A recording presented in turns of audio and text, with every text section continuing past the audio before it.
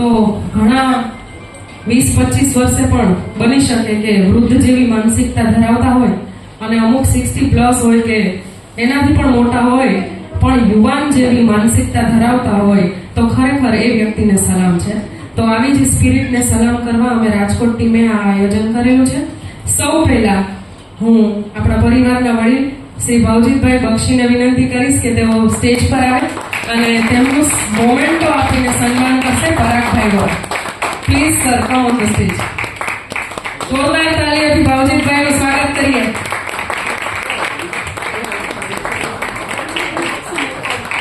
હું પરિવારનો સભ્ય છું એટલે મારું કોઈ સન્માન કરવાની જરૂર નથી. આપણે પરિવારના છીએ, બધા પરિવારના કાર્ય કરીએ. આભાર તમારો. જેટલા પણ વડીલો અમે સાઈડ ના થાય ત્યારે અમારું કરશે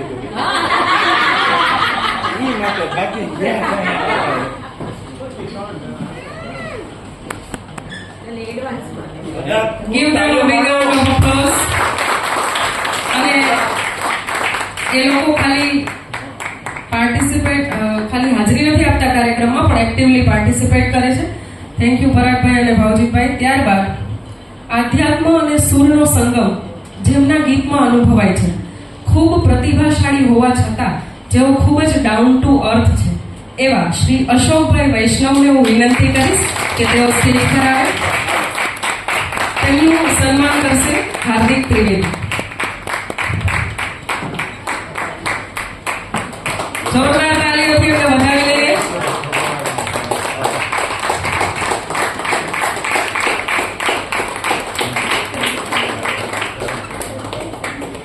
થેન્ક યુ અશોકભાઈ. ત્યાર પછી સૌથી દૂરથી આપણા કાર્યક્રમમાં પધારેલા, ઇનફેક્ટ બીજા સ્ટેટમાંથી ગુજરાતમાં આવેલા, પોતાના નામને સાર્થક કરતા મુકેશના અવાજમાં સરસ મજાના ગીતો ગાતા શ્રી મુકેશભાઈ દિવાનને વિનંતી કરે કે તેઓ સ્ટેજ પર આવે. જોરદાર તાળીઓથી મુકેશભાઈને વધાવી લઈશું. મુકેશભાઈનું સન્માન કરશે ત્રિનાઈ ગોવા.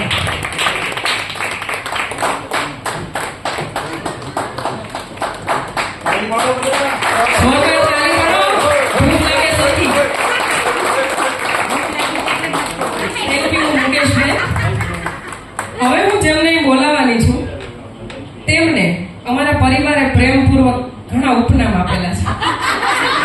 એમાંનું એક ઉપનામ છે લેડી અરિજીત અને બીજો ઉપનામ છે ગઝલ ગીરા.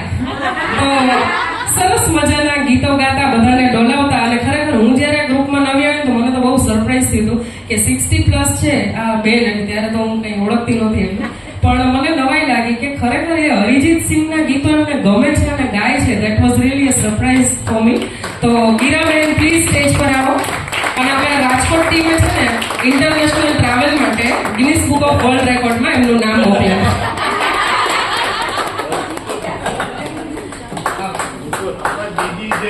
અમારી નાની બહેનોને ખૂબ લાડ લડાવતા એવા અમારા મોટા બહેન જી એમનું સન્માન કરશે મેઘનાબેન મોરા.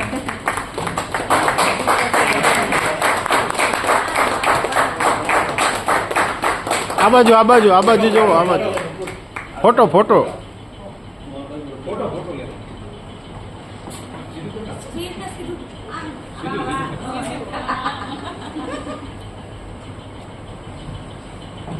Thank you Giraben. ત્યાર પછી સંગીતની દુનિયાના હરતા ફરતા એન્સાઇક્લોપીડિયા, જેઓ અવનવા કિસ્સા અને કહાનીઓથી આપણને માહિતગાર કરે છે, જેમને પણ આજે એક ઉપનામ મળ્યું કે ભાઈ માહિતી ખાતાના અધિકારી. તો ખરેખર ગીતો ગાવા તો બધાને ગમતા હોય છે, પણ એમની સંગીતમાં વિશેષ રુચિ છે કે એ આટલું બધું નોલેજ ધરાવે છે. તો ઓબ્વિયસલી એટલું વાંચતા પણ હશે, એટલું જોતા હશે, એટલું રિસર્ચ કરતા હશે. તો salute to their knowledge and their interest in music. I request Mayurભાઈ Desai to please come on the stage. મયુરભાઈનું સન્માન કરશે લેમિશભાઈ વૈદ્ય.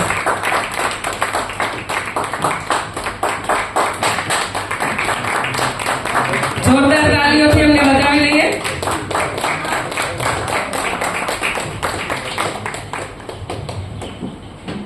લેમિશભાઈ સ્ટેજ ઉપર છે એટલે કહી દઉં છું, 60+ ગણાઈ ગયો છું એટલે મારે કાલે ઘરે જવાનું, એટલે કઈ ગોતવાનું રાખતા નહીં. મયુરભાઈ, એકચ્યુઅલી અમને જે છે એ રિયાલિટી કહું છું. અમને કન્ફ્યુઝન હતું કે તમે સિનિયર સિટીઝનમાં આવો છો કે નહીં, કારણ કે દેખાવે તો નથી લાગતા, એટલે અમે આધાર કાર્ડમાં તમારી બર્થ ચેક કરી. કદાચ હાર્દિક કે બીજી વખત આધાર કાર્ડ માંગ્યું હશે તેનું રીઝન આ હતું. તમને હજી બધું વાત કહું. મારી દીકરી છે અને એક દીકરો છે. દીકરીને 1 વર્ષનો અને 1 મહિનાનો બાબો પણ છે, અને નાનો પણ છું ને મોટો પણ છું.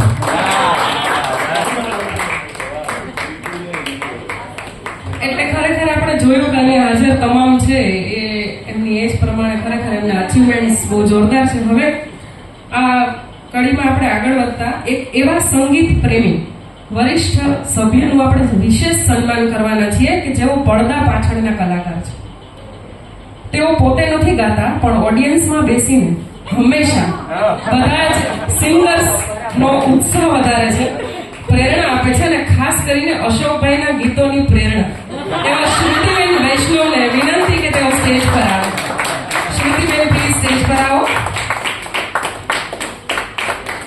શ્રુતિબેનનું આપણે શાલ ઓઢાડીને સન્માન કરશું, અને એનું સન્માન કરીશ હું.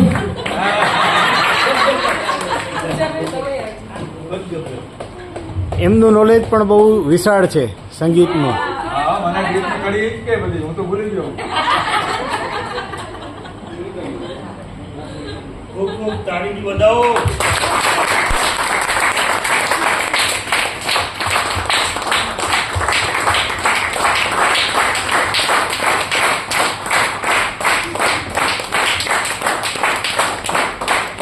સૌ વડીલોનો ખૂબ ખૂબ આભાર કે અમને લોકોને આ સૌભાગ્ય પ્રાપ્ત થયું. અમે લોકો બધા અહીંયા અમારી સાથે છું, અને આ રીતે બસ અમે તમારામાંથી પ્રેરણા લેતા રહીએ અને આવી જ રીતે મળતા રહીએ. તો રાજકોટ ટીમને એક વિનંતી છે, બધા ફોટો આપણે ગ્રુપ ફોટો લેવાનો છે બધાની સાથે.